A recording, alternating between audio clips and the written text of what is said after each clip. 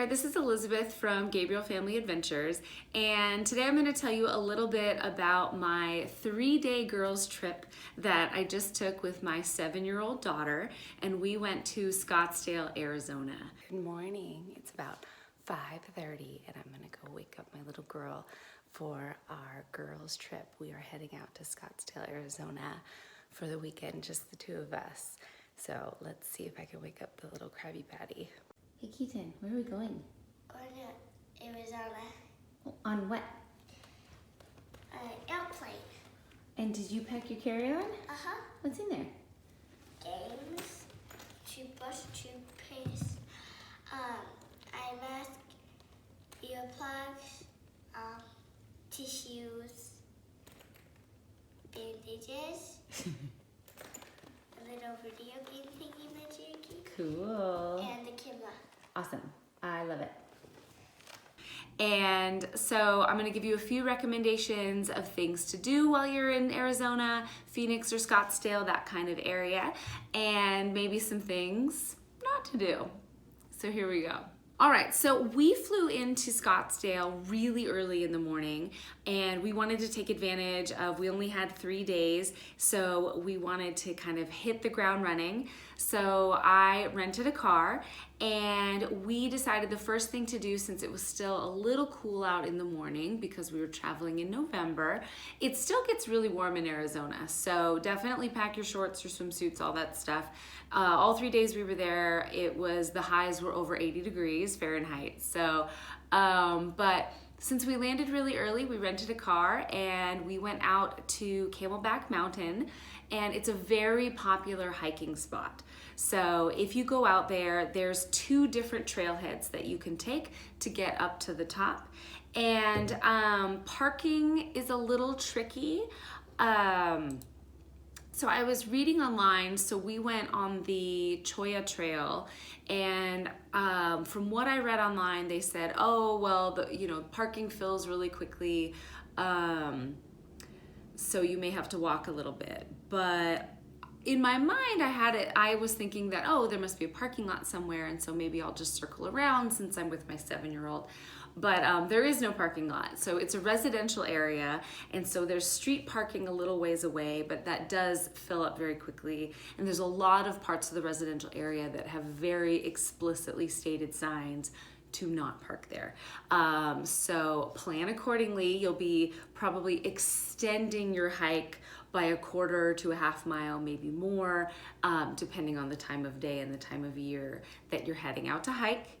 And so the trail itself it's not too difficult. I did talk to some folks who had been on it before, and they had told me they thought that my daughter would be able to make it all the way to the top. But I don't know if that's really true for someone her age, unless you're an avid hiker. Now, since we're coming from Colorado, our lung capacity is a little greater than folks who maybe are at sea level, or Arizona is about 1,000 feet above sea level. So the hike wasn't too difficult, but it does start to get very steep, and some of the rocks are a little slippery, and so we only made it about halfway up the mountain, and the views are incredible. You can see all around the Phoenix kind of metro area, and it's really, really beautiful. Lots of hikers there, so you are gonna have to share the trail and kind of move over to the side a little bit because there's lots of people coming up and down. It's a very popular area, probably more so in the winter when it's not so hot outside. And a thing to remember is there are no restrooms, so also plan accordingly with that. And so we went about halfway up and turned around because my daughter started to get a little tired and her legs started to get kind of worn. So we came down and then we checked into our resort. We stayed at the Sonesta Suites, which was very lovely, and I have a review of that, so subscribe to this channel. And we decided to cool off a little bit and go hang out at the pool because that's a very popular thing to do in Arizona. It's really hot out there, so something to think about. Don't forget your swimsuits. But what other things are there to do in the Phoenix, Scottsdale area? Well, tons of golfing. Shopping all over the place, lots of different options, every price point you could imagine. You could shop till you drop. Swimming, of course. There's also a lot of indoor facilities. So there's a butterfly pavilion, there's an aquarium, lots of indoor things with air conditioning so you can kind of escape the heat. And you can also, lots of places to walk around if it's not too hot out and kind of enjoy the scenery. So what we did is that first day after our big hike, my daughter was pretty tired, so we went, kind of hung out at the pool, and she really wanted to go get sushi. So we went to a teppanyaki restaurant, and there's pretty much any kind of food you could want, you can find in the Phoenix area. Tons of dining, indoor, outdoor seating. Downtown Scottsdale is really cute and lots of options. It's very walkable. So if you want to kind of wander around and shop and eat and do all that good stuff, it's there for you. So the next day, we woke up early and we decided to head out of town to go to a place called Goldfield. And Goldfield is an old mining town. It didn't actually function as an official town for very long because after they struck gold and they were mining for a while, there was some pretty major rainfall and some flooding that happened that affected the prosperity of the town in 120 years ago. But if you go there now, so what is Goldfield today? A developer in the 1980s purchased the area and was able to get the plans for what Goldfield used to be.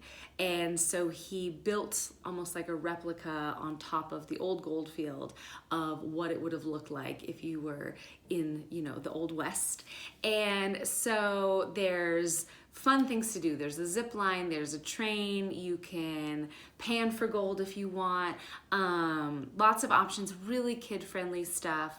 Some of the options, they want cash only. They do have an ATM on site, but bringing cash is a lot easier. Some of the other things accept credit cards, so I would just bring both. Now, of course, every major attraction in the little Goldfield area does cost money, so be mindful of that. We went on the mine tour. It was very interesting, and it's fun to kind of mix some touristy stuff, some kid-friendly stuff with a little bit of history and education. And my daughter was just fascinated by learning about how the miners worked in such cramped conditions. It was really dark. They just had candles, and she was fascinated by what do you do if you have to go to the bathroom.